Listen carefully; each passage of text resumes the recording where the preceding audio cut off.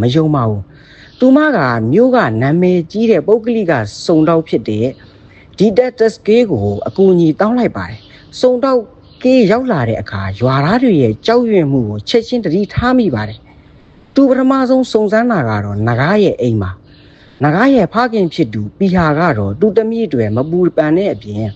သူတမီးအခြားယောက်ျားနဲ့ခိုးရကိုလိုက်ပြေးနေတာပါလို့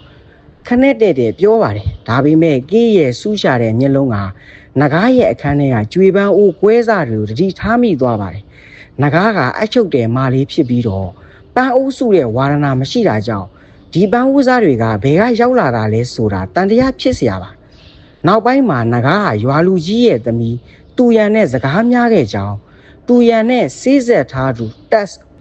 အိုးလုပ်ငန်းရှင်နဲ့နဂါးနဲ့ချစ်တူတွေဖြစ်နေကြောင်းသိရပါတယ်ပူဆိုးတာကနဂါးမှာတက်နေရတဲ့ကိုဝင်ရှိနေတာပါဒါကြောင့်တက်ရောသူ့ရဲ့ဂုံတိတ်ခါရောငဲတဲ့ရွာလူကြီးမိသားစုပါ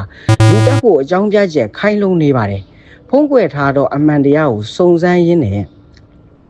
နဂါးပြောက်ဆုံးတဲ့ညက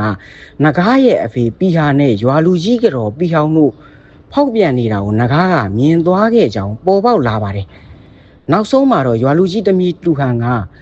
ဝန်ခံလိုက်ပါတယ်သူမနဲ့နဂါးတို့တောထဲမှာစကားများရင်းနဲ့တွန်းထိုးကြရာကနေနဂါးကောင်းနဲ့ကြောက်ဆောင်နဲ့ရိုက်မိပြီးတော့ပြီးသွားတဲ့အထင်နဲ့ပြစ်ထားခဲ့ပါတယ်ဒါပေမဲ့ထူးဆန်းတာကအဲ့ဒီအလောင်းကအဲ့ဒီနေရာမှာမရှိတော့ပါဘူးအမှန်တရားကတော့ပီဟောင်းရွာလူကြီးကတော့က